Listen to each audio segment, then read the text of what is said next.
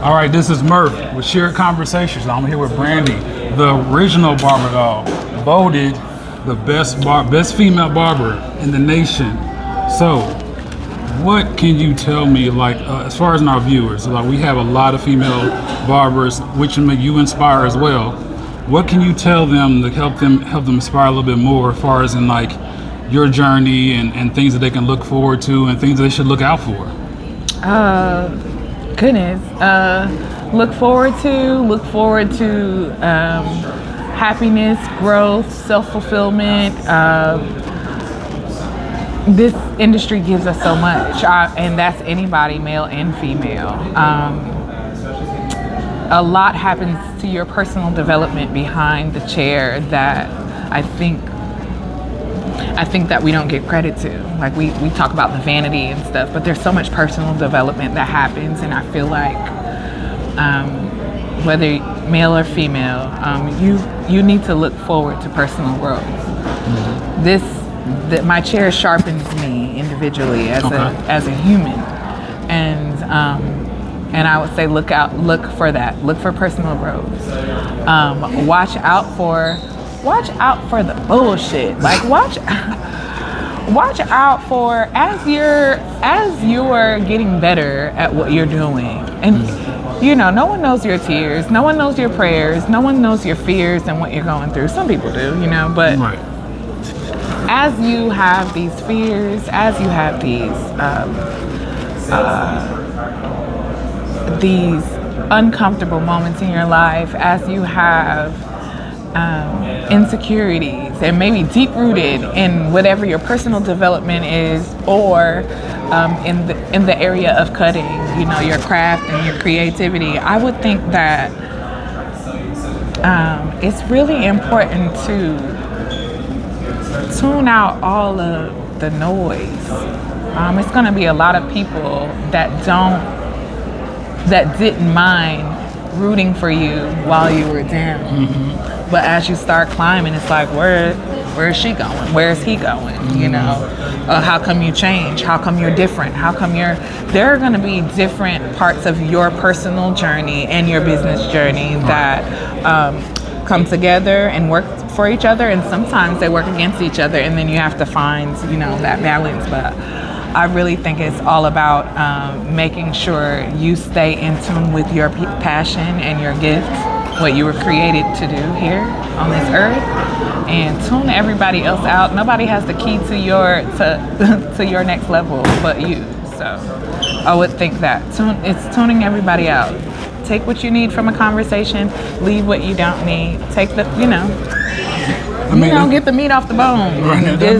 Everything else, That makes sense, and with this being such a male-dominant industry, and things that like so over-sexualized and things of that nature, and as far as just society in general. So how do you battle with that when it comes to being in this industry, being that it's so male-dominated and everything is so hypersexual and those type of things? How can you help? What advice can you give to an up-and-coming female barber to female barber that can help battle with that?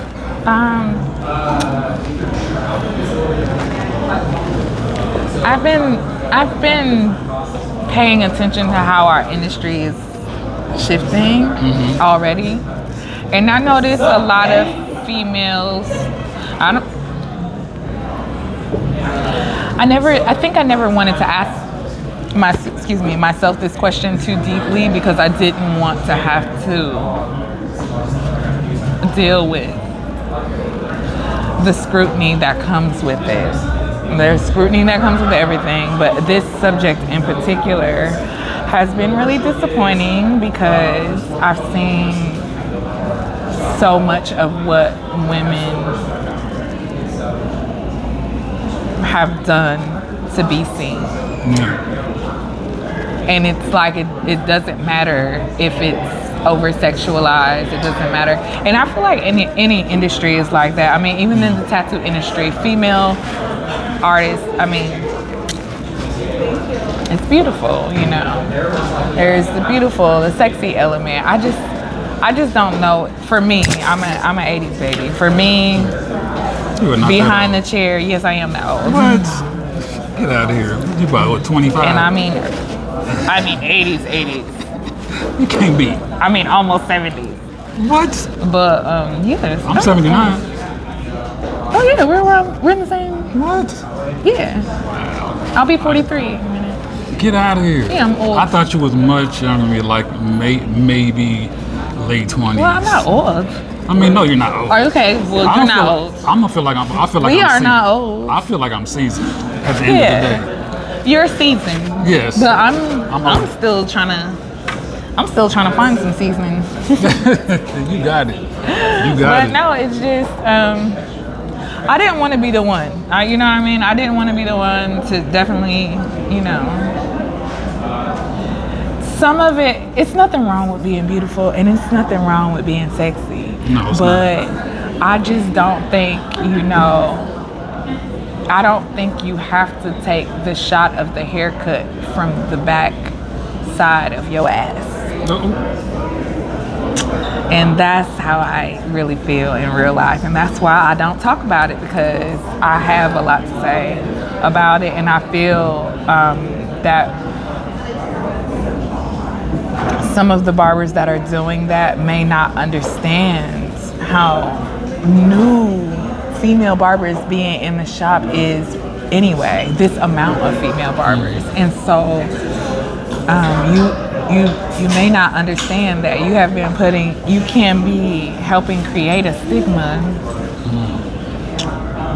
I don't think there's anything wrong with embracing your sexuality, but we are in a male-dominated field. We are in their den, and I think respectfully, you have to be mindful of how you dress. I mean, how you smell, all that. Yeah, that's what I'll say for now. I know a lot of female barbers that have, not to say that just because you wear something sexy that there should be a predator around. Right, exactly. But I do know female barbers that have gotten raped in their shop by other barbers that they work with. I do know female barbers that have gotten raped in their shop by clients and being in their shop by themselves. I do know that.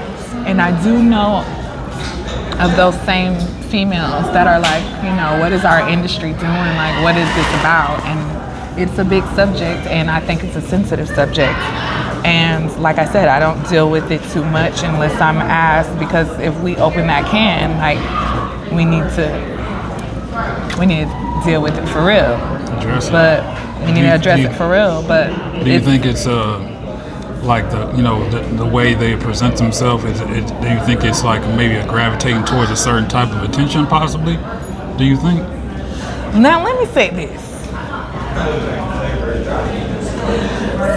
Yes, I do. Okay. Also, it doesn't mean that they can't cut either. I want to put that out there. Oh yeah.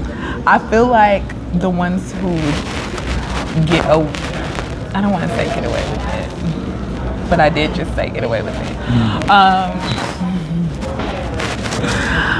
There are some chicks that can cut some hair. I mean, cut Joe behind under the table. But because of that and where we are in our industry, I feel like those same females may not recognize that they are pioneers. Not just that you have a lot of followers, but you have pioneers. And it is, I'm not telling them to play it safe, but I do want to tell our industry of females to just be mindful of what you are introducing to our industry. Right. And be mindful of the women that are to come after you. I know it's hot shit right now, but I've been in a couple of situations myself, and it's not easy. It's not easy navigating through that, but you can get sexy. You can go get sexy at you can go get sexy at the Barber Grammy.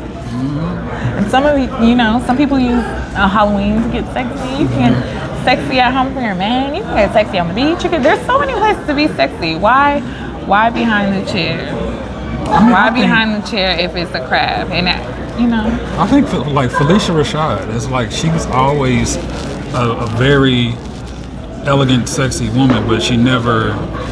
She kind of presented herself in a different way, packaged herself in a different way, to where it was like it didn't scream like you got to think that I'm sexy. It was just I'm sexy because of who I am and how I carry myself. So I think that's, I mean, and at the same time, everybody doesn't want to. Just so you know, shout out to Felicia Rashad. I'm freaking obsessed. I've always been obsessed. I've always been a fan. At the same time, everybody's brand isn't good girl. The good girl brand. You know what I mean? Like, that's a good point. Some people are not portraying the bad girls. Some of them are the bad girls. You get what I'm saying? And that's why I think I don't touch the subject. I'm talking about what's for me and what's for them. I'm not on the fence about it. I'm not a fan of it. I'm not a fan of it, so I'm not on the fence about it. At the same time, we're only here one time, and that if that's how you choose to play your cards, there's no barber police to come. I used to wear barber police hats. That's crazy. Right. There's no barber police to come and say, "Hey, you can't cut hair like that." You know. But I think from what you've accomplished in your career, you said what 20? You said on stage 21. 28. 28 years. 28 years. Wow, that's some years. You know what you've accomplished in your career and the influence that you have. I think that your opinion matters, and I feel like you do have the right to say that like, no, I'm not on the fence, and this is how I feel about it, because I feel like you lead by example. And I feel like ever since I've been following you for the past several years, I feel like that you've always, set that example of being a beautiful woman, but also being in this industry to where you don't necessarily have to, get attention. You command attention because of the respect you have and the things you've done in this industry. Thank you. Yeah. Thank you. Let me start there with a thank you. I believe in giving people for their flowers. Thank you. I mean, I've been very intentional. I want to have bathroom pictures. I want to have pictures with just a sheet on. I have really cool tattoos with just a sheet on, and in the bed in the morning, or But it's tasteful though. But when I'm real with myself, if I'm real with myself, what am I trying? What is the message? And that's always been the end goal. When I'm getting ready to post, at the end of the day, when I look at myself, I say to myself, what is the message? Like, what's the story I'm telling? And I'm all the way real with myself. Like, oh, I look cute today. I want to have my face in the camera, or oh, I like how I like how my body is shaping out. I want to, flex that and show it off. And it's like, for who?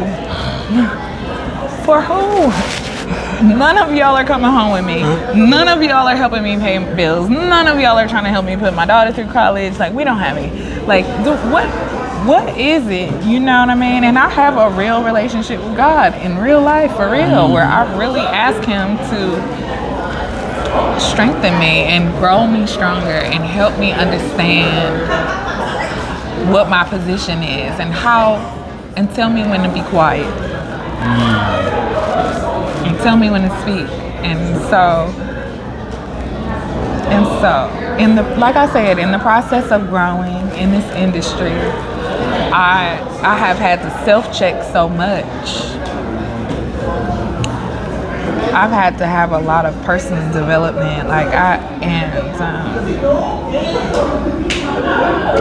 and I'm cautious because I'll tell you this, and I have a book that I've written, and it is going to come out.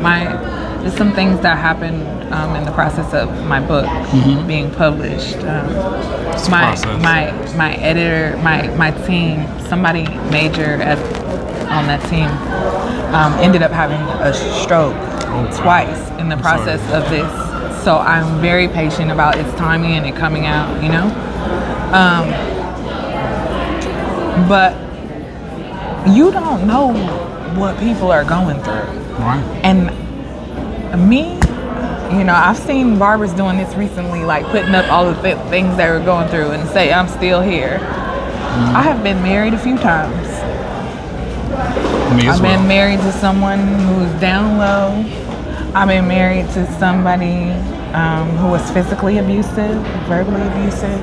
I have one child, but I was supposed to probably have 4 or 5. That's how many babies that I've lost. Wow, And sorry. intentionally trying to have them. I'm very sensitive to other people and what they could possibly be going through. People don't know that about me and my industry. So when people sit back and assume, I've heard a lot of different things, you know, about who I am or what I may have going on. I even have dealt with people coming up like, are you straight? Because we don't. I'm very straight. I'm not bi. I haven't given up on the men. Please don't.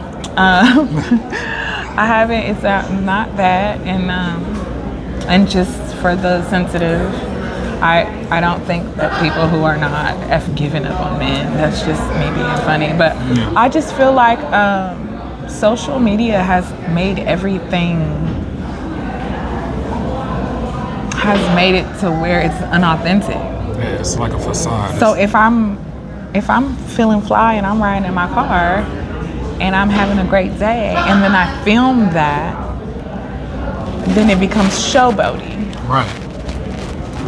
When really, you don't know how many years it took me to look at myself in the mirror and love myself after losing that many babies or after growing up in a home where I was sexually abused by stepfather for 5-6 years. I am sensitive to what it doesn't look like. I smile and everybody says, you're so cool, you're so strong. You don't know what it's taking me to get up and be this. You don't know what it's taking me to say, no, I'd rather have self-accountability, be mindful about how I'm dressing because it can affect someone else. See what I'm saying? Like, I don't want someone to go, well, Barber Doll is doing it, Brandi's doing it, she seems like she's fine. Like, stop trying to copy off of other people. Stop trying to be who somebody else is. Stop thinking that that's what works. If you want to put your ass next to your clippers or next to your, and sell it, then by all means have at it. And just so anyone knows, I'm not talking about anybody in particular.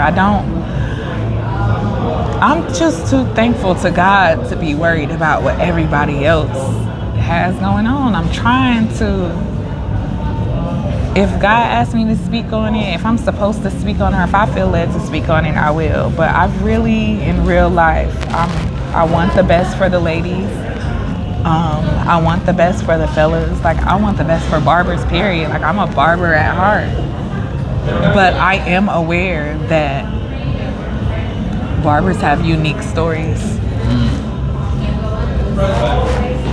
And to be gifted the ability to speak on platforms and to even behind your chair, because that is a platform. Yeah. To speak into other people and speak into other people's lives, you have to be a person who's gone through something to be able to identify with masses like that. So my piece is, I don't have anything in particular to say to a new up-and-coming female barber as opposed to a new up-and-coming barber, because all of us matter. I had a guy come up to me in a class that I was teaching in Atlanta.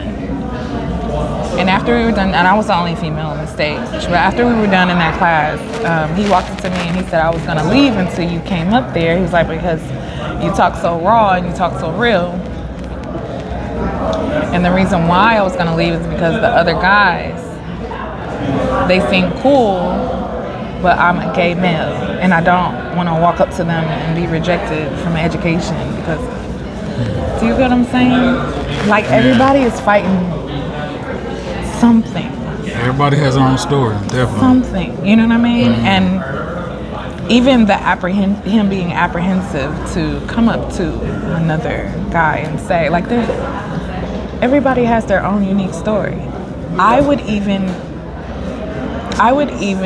beg to say the woman who is promiscuous behind the chair even has a story. There's a reason why that's not just happening just because. It may be something wrong, it may not be anything wrong. There may be trauma there may not be trauma there. But ask people why they do what they do.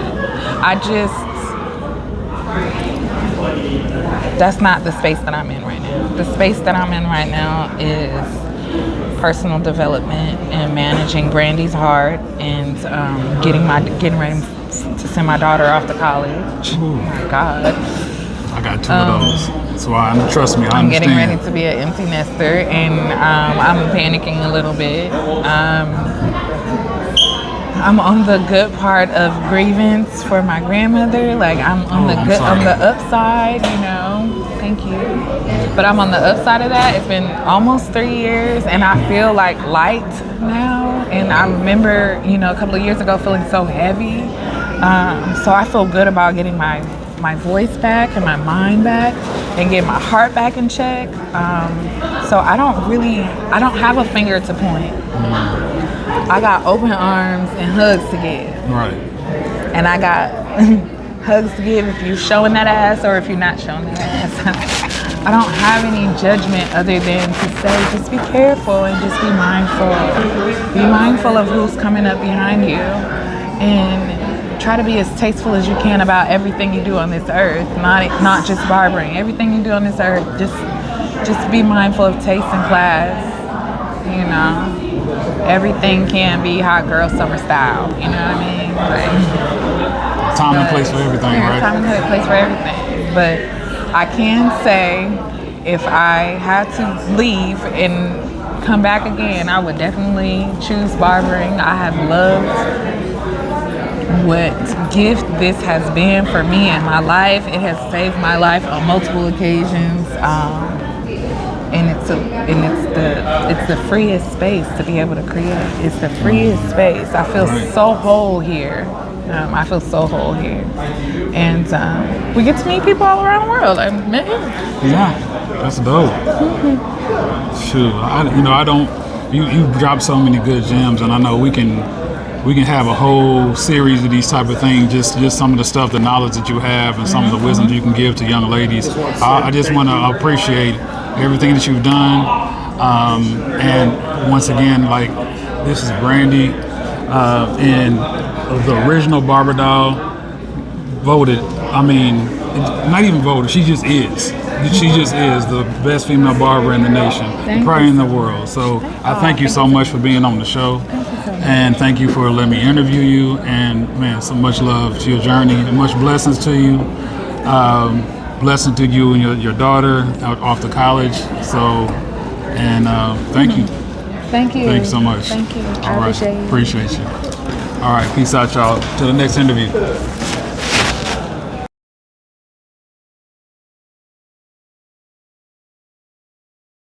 Wait. Oh, whatever. It almost rolled away. The table is on wheels. Okay. Oh. Jesus. Bloopers. Okay. Yeah, we have bloopers. All right. Let's go. All right, this is Dallas, Texas. I'm here with Brandi. So, It's okay. Jesus, sorry. Don't.